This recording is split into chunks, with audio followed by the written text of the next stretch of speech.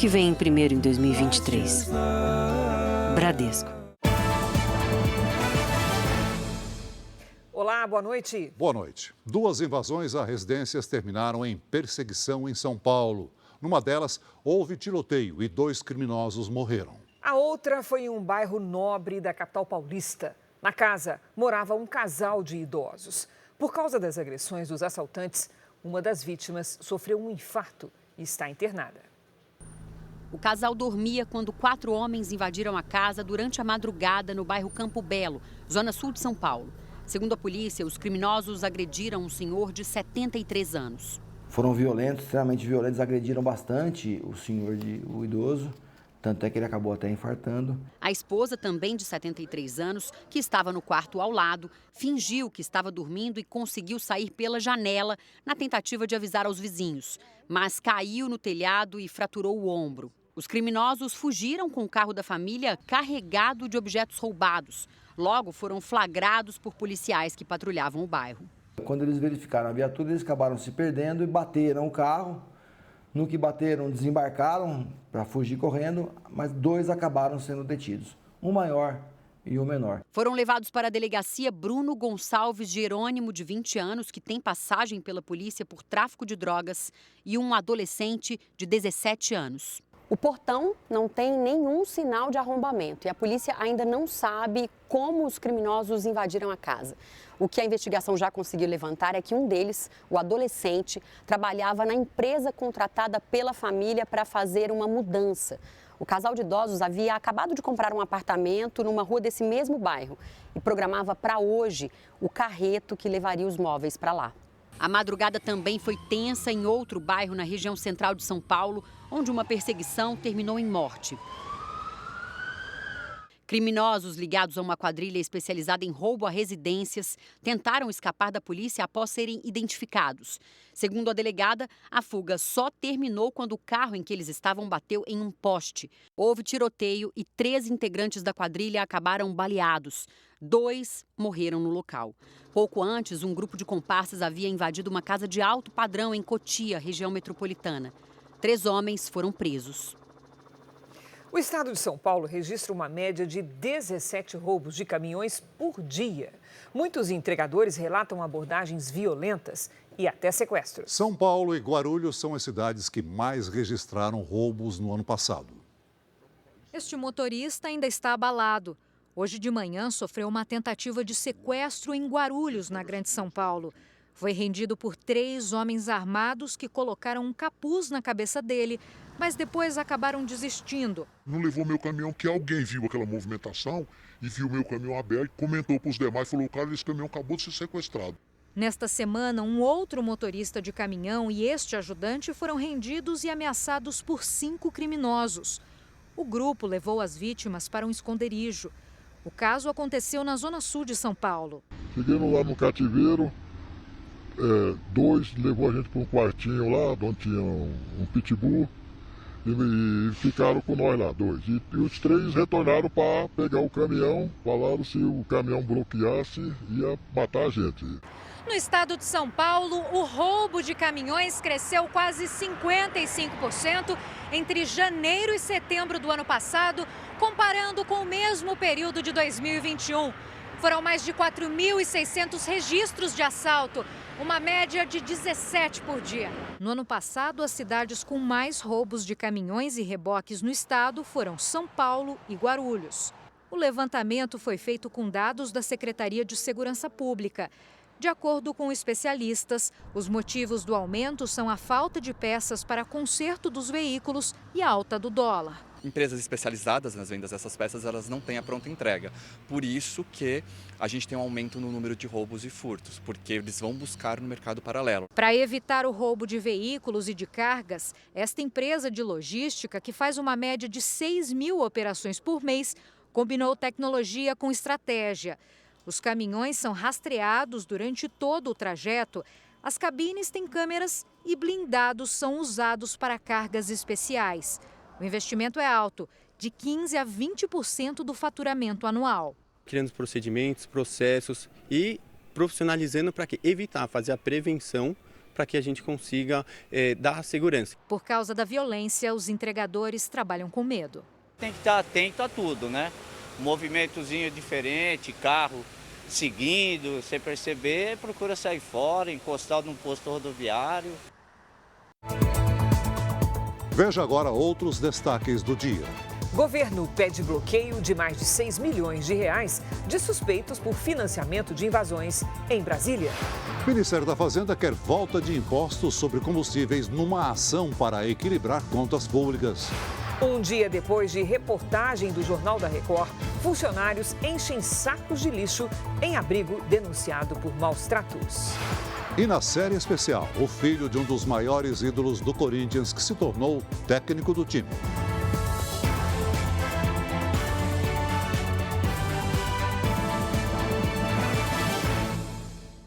Oferecimento: cartões Bradesco, muito mais benefícios.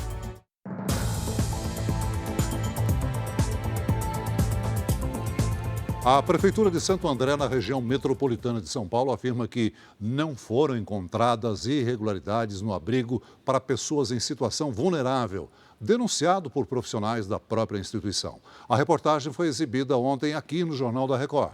Hoje surgiram novas denúncias. Entre elas, um ex-paciente do abrigo alega que está sem andar há 2 anos, porque não foi encaminhado para a cirurgia. Foi um acidente de moto que deixou o Carlos Alberto numa cadeira de rodas. Com o joelho destroçado, ele ficou quase 2 anos e 9 meses internado no abrigo de Santo André, denunciado por funcionários e ex-colaboradores por maus tratos e negligência com os internos. O técnico em refrigeração conta que as refeições eram poucas. A maioria ficava com fome, comia lixo, ninguém via. E que os funcionários deixavam de atender aos internos. Eu nunca vi paciente, que eu saiba, eu nunca vi paciente dar remédio para outro paciente. Eles faziam isso. Carlos Alberto conta ainda que deixou de ser operado por negligência dos funcionários. Já era para me ter operado 2 anos atrás. Minha operação é meia hora, o médico falou. Para mim começar a andar de novo, fazer fisioterapia e começar a andar. Por causa disso, eu estou sem serviço, estou sem trabalhar. Essa mulher que já prestou serviços ao abrigo relata as dificuldades. Falta tempo, falta profissional, às vezes você tinha que escolher entre quem está pior para socorrer ele primeiro. O abrigo pertence à organização não governamental Apoio à Associação de Auxílio Mútuo da Região Leste, com sede em São Paulo. A ONG é mantida por doações e verba mensal da Prefeitura de Santo André de R$ 169 mil. A ideia, até onde eu sei, é para ser uma associação sem fins lucrativos. E os meninos lá estão largados, como se fosse um depósito de lixo humano, sem respeito, sem dignidade, sem humanidade nenhuma. Pouco mais de 50 internos, a maioria com distúrbios psiquiátricos, dividem espaço com moradores de rua, usuários de drogas e pessoas que precisam de atendimento médico. Em uma semana, 2 internos teriam morrido. É muito desumana, entendeu? É muito desumana. Assim, eu no meu lugar, se eu fosse um pai meu, uma mãe minha, jamais eu colocaria aqui. Novos vídeos recebidos hoje pela produção do Jornal da Record mostram que nesta madrugada, dentro do abrigo, houve uma movimentação para juntar sacos de lixo supostamente contendo caixas de remédios vencidos.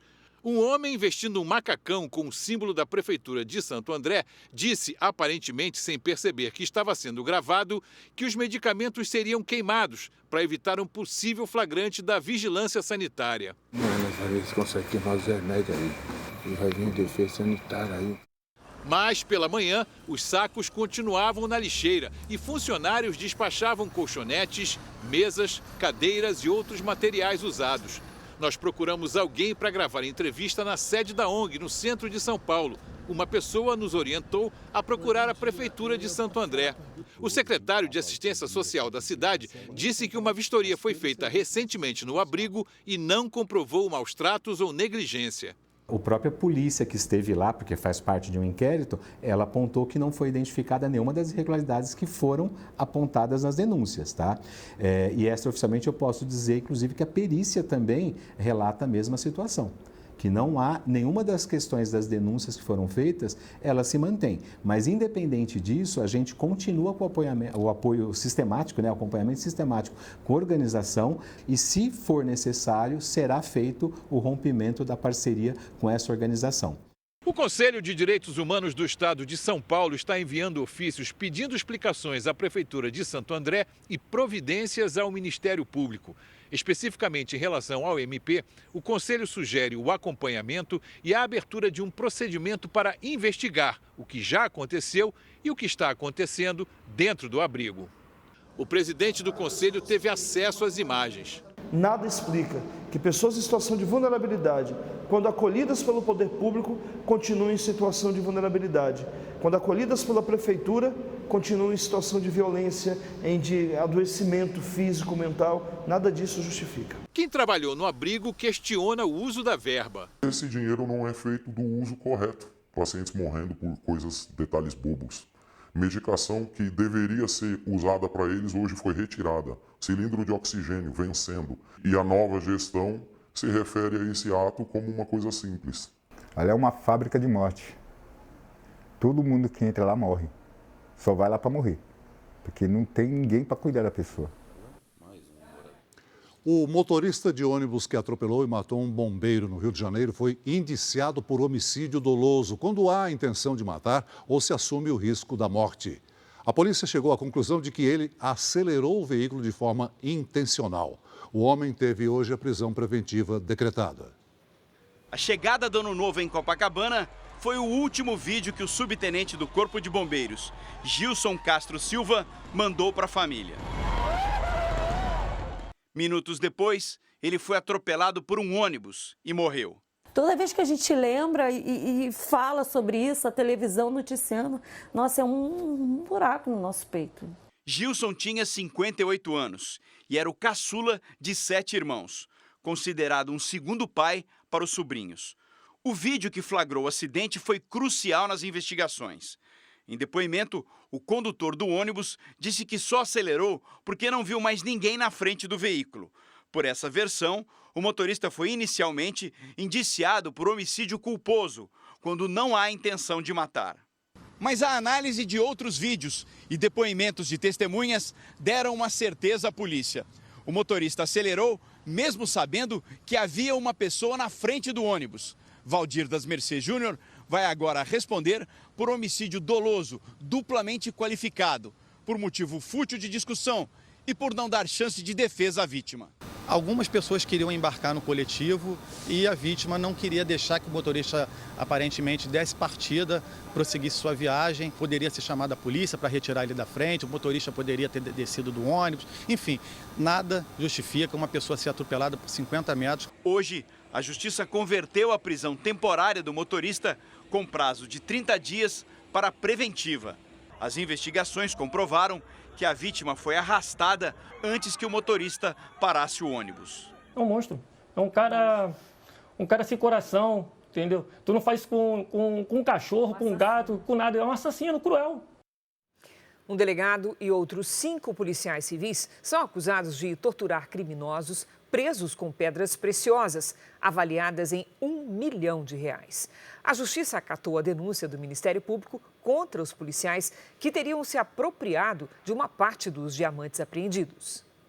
A extorsão e tortura teriam sido praticadas por policiais civis depois da apreensão dessas pedras preciosas descobertas com uma quadrilha durante uma blitz da Polícia Rodoviária Federal. A nossa equipe conseguiu abordar o veículo suspeito e quando foram verificar as bagagens dentro de uma pequena mala, nós achamos todos esses materiais. O material foi roubado em Montes Claros, no norte de Minas, em setembro de 2021.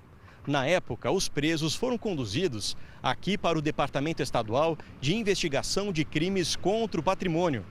De acordo com o Ministério Público, os crimes de extorsão e tortura foram praticados por policiais civis desta delegacia de Belo Horizonte. A Justiça já acatou a denúncia do MP. No documento a que o Jornal da Record teve acesso, consta que os presos foram torturados pelos policiais com emprego de violência e grave ameaça. Numa sala da delegacia, os policiais teriam usado sacos plásticos para o sufocamento. O delegado Gustavo Barleta é um dos réus. réus, além de outros 3 investigadores, um escrivão e um inspetor. Ainda não há prazo para o caso ser julgado. A Polícia Civil informou que solicitou à Justiça o conteúdo do processo e a conduta dos policiais será analisada. A defesa dos réus não foi encontrada para comentar o caso.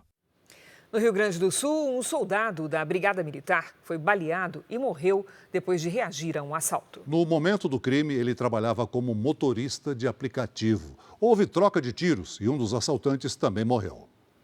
As imagens mostram o carro que o policial militar Lucas de Jesus Lima, de 27 anos, dirigia. Ele procurava um endereço enquanto trabalhava como motorista de aplicativo. Logo depois aparece o veículo dos criminosos.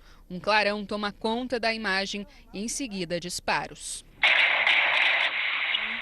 O militar reagiu à tentativa de assalto e os criminosos também atiraram.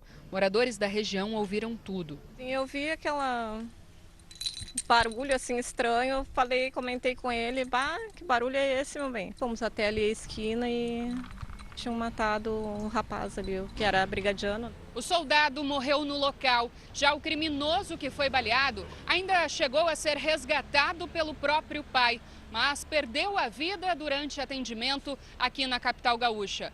O caso é tratado como latrocínio, que é o roubo seguido de morte. Esse criminoso, o que desembarcou para confrontar a vítima, ele correu do local, acabou caindo um pouco longe ali do local do fato, mas a pé, e o motorista do veículo empreendeu fuga por outro caminho. Por meio de nota, a Brigada Militar lamentou a morte do soldado, que estava na corporação desde 2018.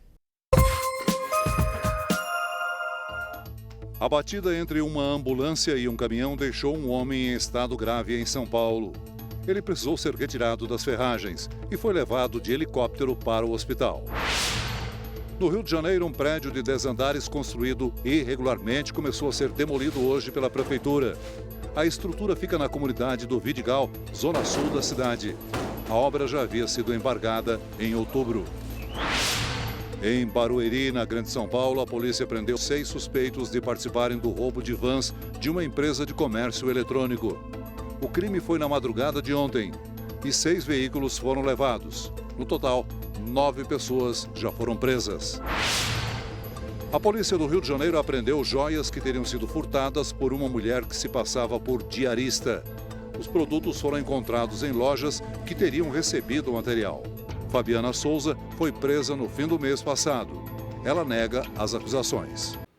Uma carreta que transportava etanol explodiu depois de bater em um barranco numa estrada na zona da Mata Mineira. A carreta levava 45 mil litros de combustível. Houve uma grande explosão e a labareda pôde ser vista de longe. O etanol vazou pela estrada e pelas ruas da cidade de Rio Pomba. Uma casa foi atingida. As polícias rodoviária e ambiental e o SAMU foram acionados. O local teve de ser isolado. Segundo o motorista, o acidente foi provocado por um problema mecânico em um dos eixos. Ninguém ficou ferido. Veja ainda hoje, o governo pede à justiça o bloqueio de dinheiro de suspeitos de financiar atos de vandalismo em Brasília. E veja também o drama que muitos obesos sofrem na hora de uma emergência médica.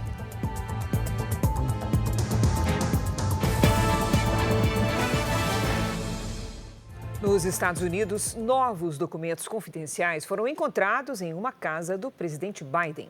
Os arquivos são da época em que Biden era vice-presidente de Barack Obama. A suspeita é de que o político tenha levado papéis sigilosos do governo para um escritório particular, o que configura crime. Segundo os advogados da Casa Branca, os documentos foram encontrados em 2 locais da casa do presidente Biden em Wilmington, no estado de Delaware. Em novembro, um outro lote foi encontrado em um antigo escritório de Biden em Washington. Nos 2 casos, os documentos são da época em que ele era vice-presidente de Barack Obama. Por lei, papéis e informações de uso do Poder Executivo devem ser entregues ao Arquivo Nacional assim que termina o mandato. Hoje, o Procurador-Geral dos Estados Unidos nomeou um investigador especial, Robert Hur, para atuar no caso. Ele está autorizado a investigar qualquer pessoa ou entidade que tenha violado a lei em relação aos documentos secretos encontrados. Biden disse que está cooperando com a investigação do Departamento de Justiça, mas não informou qual seria o conteúdo dos arquivos, nem se alguém mais teve acesso a eles. Questionado por jornalistas, ele disse que os documentos eram mantidos em locais seguros. Os opositores republicanos afirmam que o governo federal trata o assunto com hipocrisia, uma vez que o ex-presidente Donald Trump foi fortemente criticado por reter documentos confidenciais em casa, na Flórida, depois que deixou a presidência. Na época, o caso foi levado ao Departamento de Justiça, que solicitou uma operação de busca à propriedade de Trump aqui no estado. Materiais classificados como secretos foram recuperados. Um ataque russo atingiu uma maternidade em Kherson, na Ucrânia. Vídeos mostram a destruição no local. O governo de Kherson informou que uma bomba russa atingiu o hospital maternidade, mas nenhum paciente ou integrante da equipe médica se feriu. A Rússia continua sua ofensiva em Soledar, uma cidade ao leste da Ucrânia. Na terça-feira, um grupo de mercenários russos afirmou que dominou a região, mas a Ucrânia negou a informação e disse que ainda defende a cidade. Já o Ministério da Defesa da Rússia informou que as ofensivas contra Donetsk foram um sucesso e que 70 militares ucranianos foram mortos num ataque aéreo. O Kremlin ainda anunciou a troca de comando das forças que participam da invasão na Ucrânia. Valery Gerasimov assumiu o cargo. É a segunda troca de comando em 3 meses. O estado australiano de Victoria rejeitou a realização de uma cerimônia pública para o velório e enterro do ex-cardeal George Pell, que morreu na última terça-feira. O governo justificou que as homenagens fúnebres seriam profundamente angustiantes para as vítimas de abuso sexual do religioso. Em coletiva de imprensa durante uma obra, o governante Daniel Andrews afirmou que o legado de George Pell foi manchado de forma permanente. O ex-cardeal australiano morreu após complicações em uma cirurgia no quadril na terça, num hospital em Roma. O corpo será enterrado na Austrália. Um dos principais auxiliares do Papa Francisco antes do escândalo, Pell foi o líder católico de mais alto escalão a ser preso por abuso sexual de crianças. Mas foi absolvido pela Suprema Corte Australiana. Ele chegou a ficar 13 meses preso. Aqui no Brasil foi sancionada pelo presidente Lula a lei que estabelece o CPF, Cadastro de Pessoas Físicas, como único número de identificação nos bancos de dados de serviços públicos. O CPF deve estar na certidão de nascimento, carteira de habilitação, no título de eleitor, na carteira de trabalho, entre outros documentos. A lei também prevê prazos para que órgãos e entidades ajustem os sistemas para atender a população. Veja a seguir. Ministério da Fazenda quer volta de impostos sobre combustíveis para equilibrar contas públicas. E veja também, na série especial, filho de um dos maiores ídolos do Corinthians, agora é técnico do time.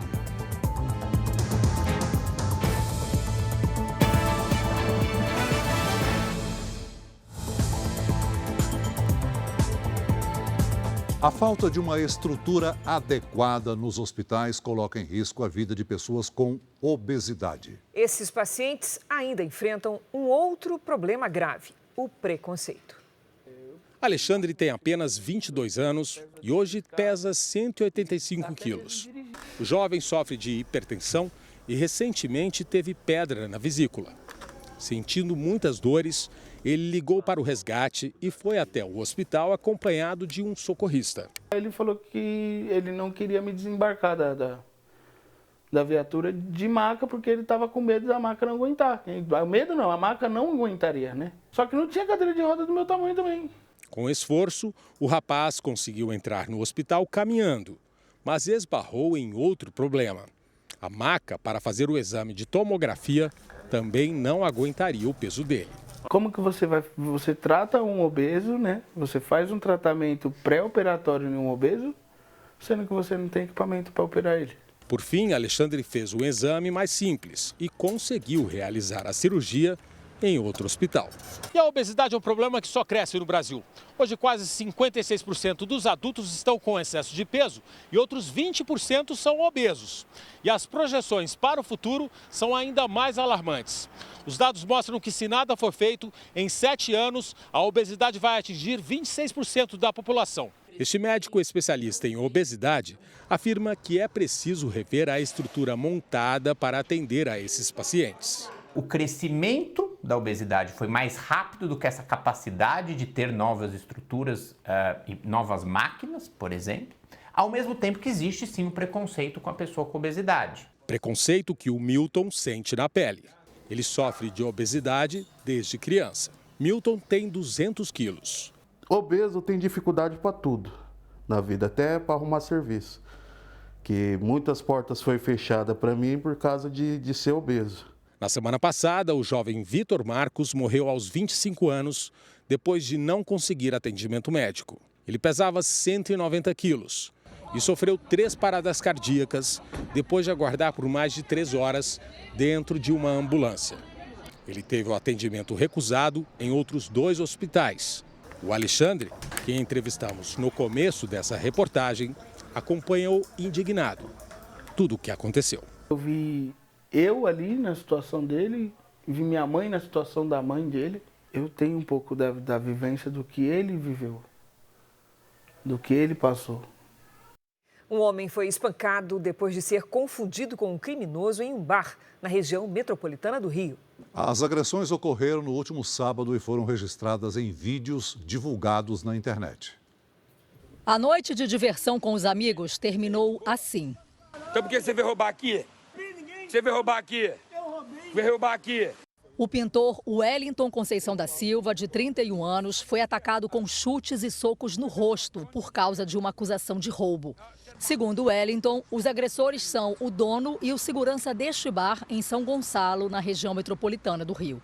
Além de espancar o homem, eles ainda filmaram e divulgaram as cenas de violência. O pintor agora também tem medo de que o vídeo, que viralizou nas redes sociais, leve outras pessoas a acharem que ele é um criminoso. A defesa de Wellington vai pedir na justiça que o material seja retirado da internet e que ele seja indenizado por danos morais. Não tem como não ficar revoltado, né? Não sou eu, como todo mundo que me conhece está revoltado porque sabe que eu não tenho necessidade de roubar, até de fazer mal a alguém. O dono do bar foi intimado e o segurança também vai ser chamado a depor. O caso é investigado como lesão corporal, injúria e calúnia. A gente viu lá rapaz caído no chão, né, sendo chutado no rosto, quer dizer, uma situação muito violenta, agressiva e merece os rigores da lei. Tendo em vista até a filmagem, a dinâmica, a gente pode até classificar como crime de tortura, que é um crime bem mais grave. O Wellington acompanha as investigações e tenta se recuperar do trauma. É um negócio muito pesado. Espero que isso seja resolvido, que ele pague pelo que ele fez e não venha cometer de novo esse erro. Nós procuramos o dono do bar por telefone. Ele disse que a agressão foi fora do estabelecimento e que não tem relação com os fatos. E ainda no Rio de Janeiro, um confronto entre traficantes e policiais militares deixou 5 feridos. O repórter Pedro Paulo Filho tem as informações. Boa noite, Pedro Paulo. Oi, Cris. Uma boa noite para você, boa noite a todos. Olha, esse tiroteio aconteceu à tarde no Morro da Caixa d'Água, que fica aqui na zona oeste do Rio. Segundo a Polícia Militar, uma equipe fazia patrulhamento quando foi atacada por criminosos. Na troca de tiros, 2 suspeitos ficaram feridos. Um PM atingido na perna, ele também foi levado para o hospital, onde vai passar por cirurgia. E 2 moradores também foram baleados e trazidos para essa unidade de pronto atendimento, mas o estado de saúde deles ainda não foi divulgado. De acordo com um levantamento feito pela Polícia Militar, só no ano passado, 43 PMs morreram em situação de violência aqui no Rio de Janeiro. Cris e Celso. Obrigada, Pedro Paulo. Neste mês, o Brasil registrou o aumento de 35% no número de queimadas em relação ao ano passado. Já estamos com a Lidiane Sayuri. Lid, quais os estados mais afetados? Boa noite. Boa noite, Cris. Boa noite, Celso. Boa noite a todos. Olha só, são 3 os estados mais afetados. Como a chuva ficou espalhada pelo sudeste e pelo centro-oeste, o tempo ficou seco nos extremos do país. O Pará lidera o ranking com 223 focos, seguido pelo Ceará com 154 e o Maranhão com 149. E esse cenário não muda tão cedo. A maior quantidade de nuvens de chuva está localizada na região central do país. No sul de Minas Gerais, o rio Piumhi transbordou e interditou o principal acesso à cidade de Capitólio. O local faz parte da lista dos 216 municípios que decretaram situação de emergência em decorrência dos estragos causados pelas chuvas no estado. Nesta sexta, uma frente fria avança e muda o tempo em toda a região sul. Os temporais com trovoadas e granizo podem atingir o Rio Grande do Sul, Santa Catarina e o Paraná. Até o fim do dia, deve chover sobre todos os estados do Brasil. Em Florianópolis e em Rio Branco, máxima de 31 graus. Em Vitória, faz 33. Em Cuiabá, 34 e até 29 no Recife. Em São Paulo, depois de 10 dias de frio fora de época, a temperatura subiu e o calor aumenta nos próximos dias. Nesta sexta, faz até 29. No fim de semana, máximas de 31 e de 30 graus. Vamos ao primeiro Tempo Delivery. O Evandro e a Sheila estão de olho no tempo na capital fluminense, Lidy. Vamos lá. Oi, Evandro, Sheila. Seguinte, a temperatura também subiu no Rio de Janeiro e nesta sexta os termômetros podem bater os 35 graus. Tem sol, Sheila. Atenção com a chuva à tarde. Há risco de temporais isolados. O José Matias é de Lagoa do Mato, Maranhão. Vamos lá. José, por aí, o sol aparece nos próximos dias e a chuva que vier será bem isolada e passageira. Nesta sexta faz 29 graus. No fim de semana, até 30. Previsão personalizada para qualquer cidade do Brasil e do mundo é aqui no Tempo Delivery. Mande seu pedido pelas redes sociais com a hashtag #VocêNoJR. Cris, Celso. Obrigada, Lidy. Até amanhã. O presidente Lula disse hoje em um café com jornalistas que alguns dos militares que trabalham na segurança do Planalto abriram as portas do palácio para a entrada dos vândalos no domingo passado. Ele afirmou ainda que vai manter o ministro da Defesa no cargo, mesmo com as críticas de que José Múcio Monteiro não teve voz ativa no comando das forças de segurança.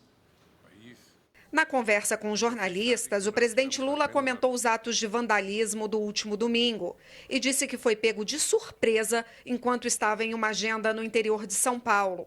Segundo ele, o ministro da Defesa, José Múcio Monteiro, disse que a situação estava controlada. Apesar do erro de avaliação, o presidente afirmou que Múcio vai continuar à frente da defesa. O desconforto de Lula diante dos militares é visível. O presidente desconfia que no domingo as portas do Palácio do Planalto foram abertas pelos próprios militares que trabalham na segurança do prédio. A desconfiança recai diretamente no GSI, o Gabinete de Segurança Institucional, que é o responsável por garantir a defesa do Planalto.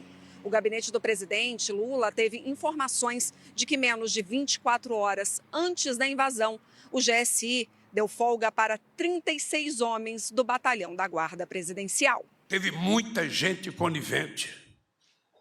É importante dizer, teve muita gente da Polícia Militar conivente. Teve muita gente das Forças Armadas aqui dentro conivente.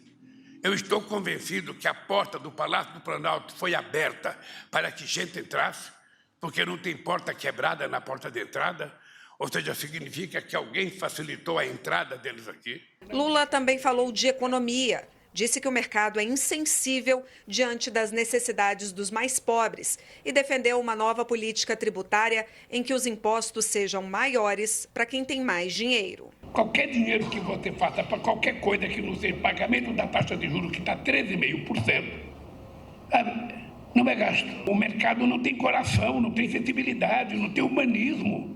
Hoje foram divulgados gastos com o cartão corporativo dos ex-presidentes desde 2003.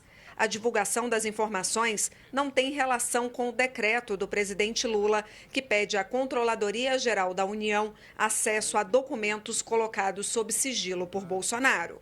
Estas informações que estão sendo divulgadas não são aquelas classificadas com sigilo que estão sob análise da CGU, conforme determinação do decreto do presidente do dia 1º de janeiro de 2023. Num prazo de 30 dias, a CGU fará uma análise de outras informações, de outros documentos que foram colocados sob sigilos e que hoje estão sendo objeto de análise pelo novo governo.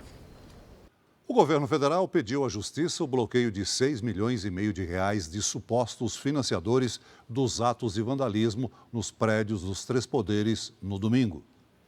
O pedido foi feito pela Advocacia Geral da União à Justiça Federal. Foram identificadas pelo menos 52 pessoas e 7 empresas que teriam financiado o transporte dos vândalos que depredaram o patrimônio público. O pedido da AGU é que 6,5 milhões de reais sejam bloqueados e destinados para reparar os danos causados. Já a Procuradoria-Geral da República pediu ao Supremo Tribunal Federal a abertura de novos inquéritos para investigar o assunto. Um dos pedidos quer a identificação dos autores intelectuais dos atos extremistas. A Procuradoria também quer o compartilhamento de provas e informações de todas as plataformas digitais para descobrir quem repassou mensagens contra as instituições e a democracia. Hoje, o Supremo Tribunal Federal formou maioria para manter a decisão do ministro Alexandre de Moraes para que as autoridades impeçam qualquer tentativa de bloqueio de vias públicas ou rodovias. Os ministros também se reuniram pela primeira vez para discutir a reconstrução do plenário do STF. A presidente Rosa Weber quer o local pronto para a abertura do ano judiciário em 1º de fevereiro. Até agora, 1.843 envolvidos nos atos extremistas foram detidos pela Polícia Federal.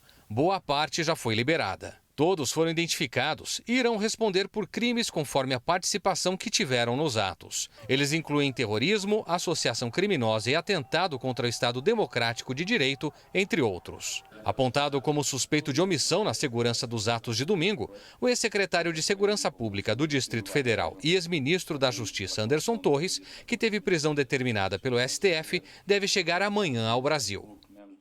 Nos Estados Unidos, deputados democratas do mesmo partido do presidente Biden pediram a revogação do visto de Jair Bolsonaro no país desde o fim do ano passado. O pedido foi feito por uma carta entregue à Casa Branca. Para 46 congressistas americanos, o ex-presidente é um dos responsáveis pela invasão às sedes dos Três Poderes em Brasília no último domingo. Os democratas pedem ainda que o FBI, a Polícia Federal Americana, investigue se as invasões em Brasília foram planejadas em território americano. Até o momento, o ex-presidente Bolsonaro não se pronunciou sobre o assunto. O Ministério da Fazenda anunciou hoje medidas para aumentar a arrecadação e tentar equilibrar as contas públicas, como um novo programa de renegociação de dívidas. O ministro Fernando Haddad não garantiu o salário mínimo de R$ 1.320 para este ano e também levantou a possibilidade de retorno dos impostos sobre os combustíveis.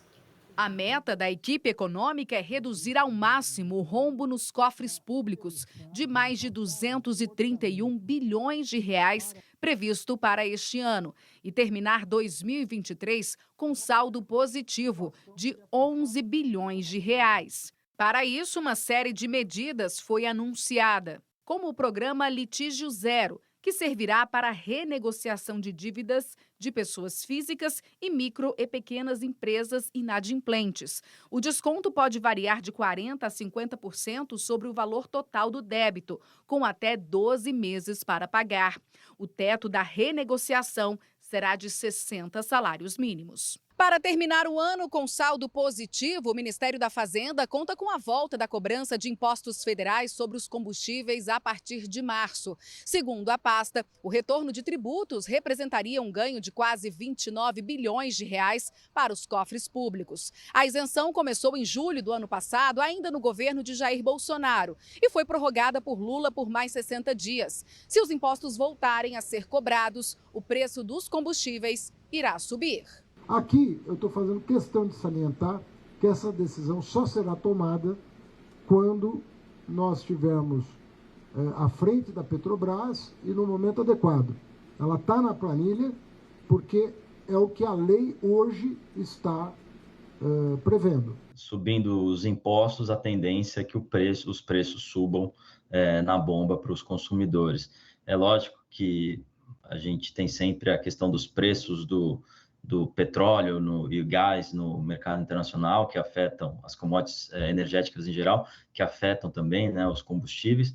Mas tudo mais constante, você sobe os impostos, os preços na bomba vão afetar as pessoas de forma negativa. Haddad também não garantiu o aumento do salário mínimo para R$ 1.320, uma promessa de campanha de Lula. O valor atual é de R$ 1.302. A medida custaria quase 7 bilhões de reais a mais aos cofres da União. Segundo economistas ouvidos pelo Jornal da Record, as medidas anunciadas hoje são insuficientes. Um caminho que seria bastante produtivo seria a redução de ministérios, a redução de secretarias, redução de cargos em geral, ou seja, um governo mais enxuto que busque a eficiência administrativa. Existe ainda o dever de casa a ser feito. Existem outras situações que têm que ser analisadas, né?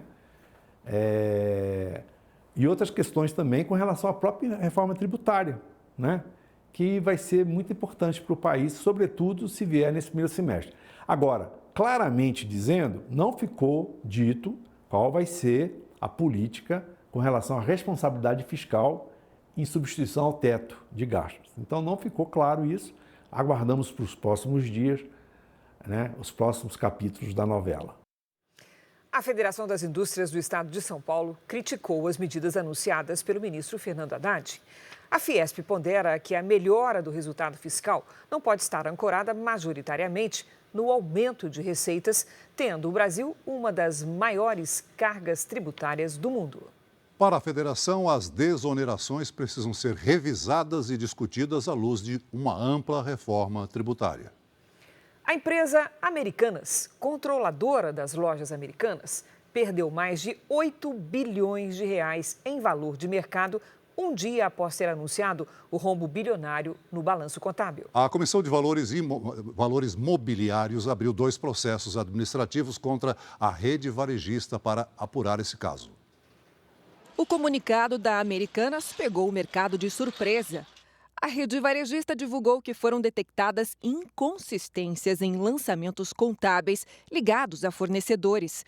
Uma análise preliminar indicou um rombo em torno de 20 bilhões de reais. O CEO da empresa e o diretor financeiro, que estavam nos cargos havia apenas 9 dias, renunciaram. As ações da empresa despencaram na bolsa e as negociações chegaram a ser suspensas. Horas depois, foram retomadas.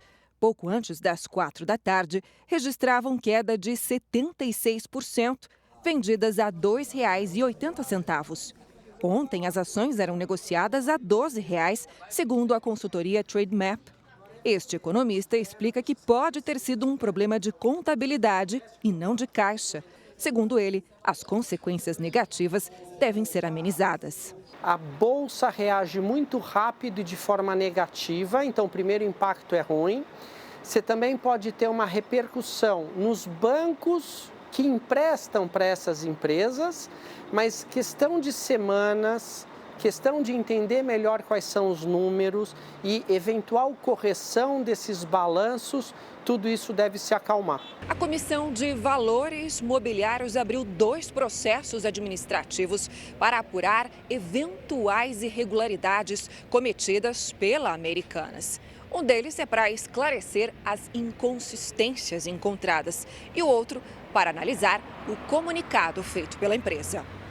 Em um pronunciamento dirigido a acionistas e credores, o agora ex-CEO disse que um comitê independente foi criado para entender o que aconteceu. Terá entre suas atribuições a identificação e o entendimento claro de todos esses lançamentos contábeis. Isso não se trata de um tema de 2022 somente, mas sim de vários anos passados. A inflação na Argentina fechou o ano passado com o maior valor em 32 anos. Segundo as estatísticas oficiais, o índice teve alta anual de 94,8%, ou seja, os preços quase dobraram no período de um ano. É um dos maiores aumentos registrados no mundo todo. Na América Latina, a Argentina só fica atrás da Venezuela, onde a inflação ultrapassou os 300%. Em Xangai, na China, um hóspede invadiu o saguão de um hotel a bordo de um carro esportivo de luxo. Ele forçou a entrada pela porta e depois deu algumas voltas com o veículo. Segundo testemunhas, o homem de 28 anos teve um ataque de fúria após acusar funcionários no local de sumirem com o computador dele. Mais tarde, o objeto foi encontrado. O motorista foi preso. Felizmente, ninguém ficou ferido. E também na China, ao menos 5 pessoas morreram e outras 13 ficaram feridas depois de um motorista avançar com um carro contra uma multidão. Os pedestres atravessavam por uma avenida movimentada quando foram atingidos pelo veículo. Na imagem é possível ver que algumas vítimas caem e são arrastadas, enquanto passageiros de outros carros tentam socorrê-las. O motorista foi preso no local. A motivação do crime está sob investigação. Faltam apenas 3 dias para o primeiro jogo do Campeonato Paulista. Na tela da Record TV está conosco a Milena Ciribelli, que traz as novidades do dia. Olá, Milena, contagem regressiva, né? Boa noite. Boa noite, Cris, Celso. Pois é, o Paulistão está chegando, gente. Boa noite a todos. Domingo, às 4 da tarde, você vai ver Red Bull, Bragantino e Corinthians ao vivo na Record TV para todo o Brasil, menos Rio de Janeiro. E olha, o Campeonato Paulista está quase virando uma competição internacional. Quase um time inteiro de estrangeiros. O São Paulo apresentou o 8º jogador gringo do elenco, o equatoriano Seba Mendes. O volante de 25 anos vai reencontrar um velho parceiro de seleção, o zagueiro Arboleda. Juntos, defenderam o Equador na Copa do Mundo do Catar. Hablé com ele un par de veces, él me comentó cómo era el club. No es necesario que él me diga algunas cosas que yo ya sabía de lo grande que es el club, mas también hablé antes com Pato. Pato estuvo aqui também, ele é um grande amigo meu. Estrangeiros em campo não vão faltar nesse Paulistão. No Santos, são 5. A camisa 10, eternizada por Pelé, vai ser usada por um venezuelano, Soteldo. No Corinthians, são 6 estrangeiros. O campeão Palmeiras também tem 6. Entre eles, o capitão, o paraguaio Gustavo Gomes, que renovou o contrato até 2026. Mas ninguém supera o São Paulo. 8 atletas de fora do país.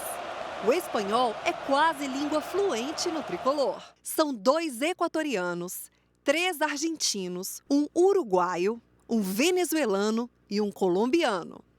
A briga entre os jogadores aqui no São Paulo não é só pela vaga de titular, não, mas também na lista de relacionados. Em cada partida, apenas 5 estrangeiros podem ser relacionados, ou seja, em cada jogo, pelo menos 3 gringos vão ficar de fora. Um desafio para o técnico Rogério Ceni e para os atletas não nascidos no Brasil. A vezes vas a estar, a vezes no estar, e sempre ter o apoio do companheiro que está ou não está fora é importante. Mas eu penso que os americanos sempre nos llevamos bem, não vamos a ter problema nisso. E na série de hoje vamos falar do Corinthians. A gente mostrou ontem aqui no Jornal da Record que o Fernando Lázaro, novo técnico do time, é filho do ídolo Zé Maria. Mas além do pai, a família toda dele é corintiana. E você sabe qual foi a primeira palavra que o bebê Fernando Lázaro disse? O André Tal vai contar pra gente.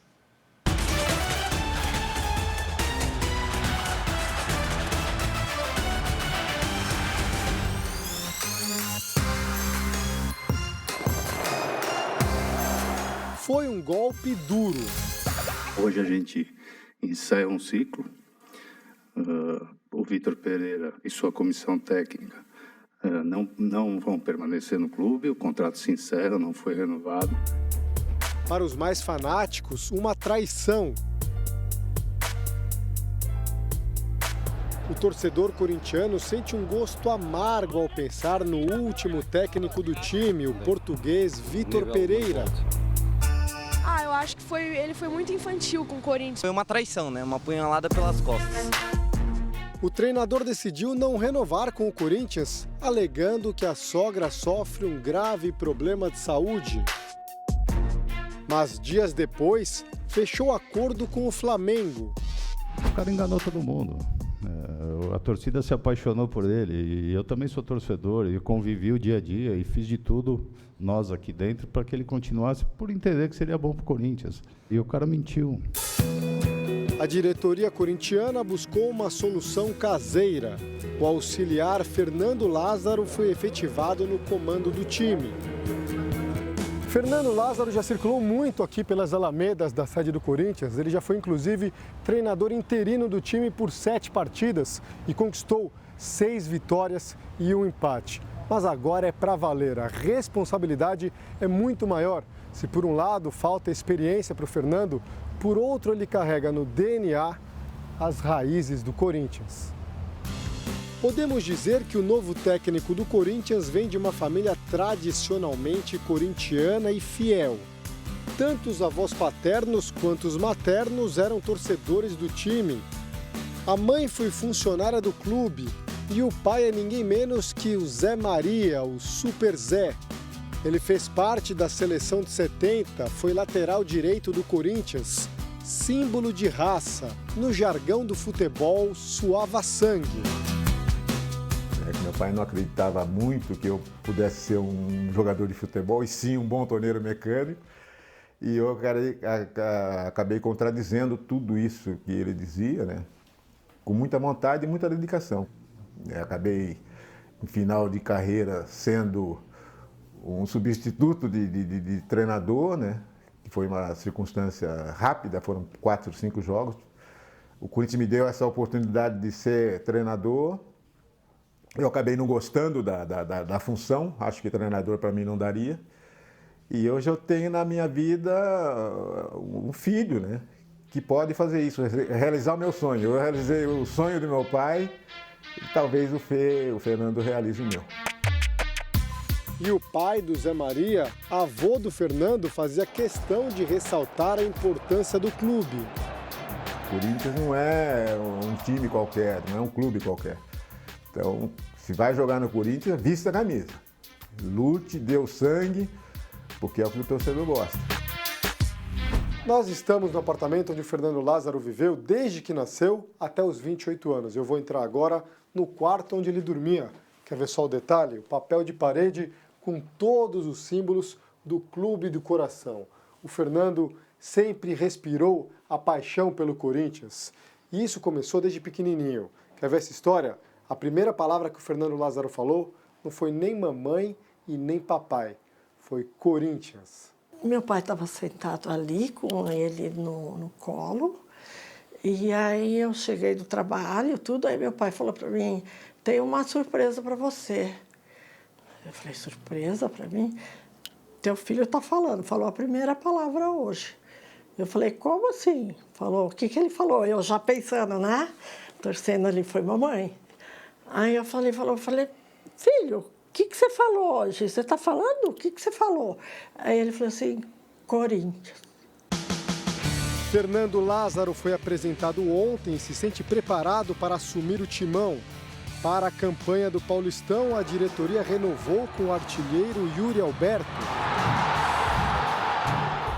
A grande novidade do elenco é o zagueiro Murilo, de 20 anos. Após a Copa São Paulo, ele deve ser promovido aos profissionais. Os experientes Cássio, Fábio Santos e Renato Augusto estão prontos para levar o Corinthians ao 31º título paulista do clube. E será que a Fiel aprovou o técnico Fernando Lázaro? Sim, ué! Já o pai, Zé Maria, não vai aliviar. Já falou, já logo na primeira conversa pós, ó, não quero nem saber. Eu tô aqui, vou assistir, se não tá, vou ligar e falar. Eu sou um torcedor agora. Então ele sabe disso, que agora eu não sou o pai dele, eu sou um torcedor que quero ver o Corinthians ganhando. Aos 41 anos, o jovem técnico do Corinthians quer surpreender e conquistar o título do Campeonato Paulista para ficar bem na fita com a Fiel, que ele tanto conhece.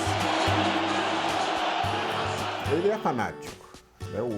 Os avós, como eu disse, criaram ele dentro do clube. Então ele tem isso na alma dele.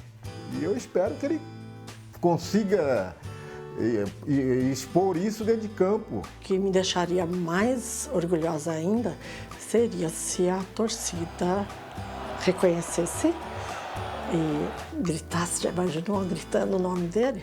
E vai, Corinthians! Então, com toda essa força familiar, vai Fernando Lázaro. E amanhã tem mais série especial do Paulistão sobre o Santos. Eu fico por aqui. Cris, Celso. Obrigada, Milena. Até amanhã. E uma última notícia: a Advocacia Geral da União obteve, junto à Justiça Federal, o bloqueio de R$ 6.500.000 em bens de 52 pessoas e 7 empresas suspeitas de financiar os atos de vandalismo na Praça dos Três Poderes. O Jornal da Record termina aqui. A edição de hoje na íntegra e também a nossa versão em podcast estão no Play Plus e em todas as nossas plataformas digitais. E à 00:30 tem mais Jornal da Record. Você fica agora com a novela Jesus. E logo depois de Amor Sem Igual tem A Lei e o Crime. Ótima noite para você. Boa noite.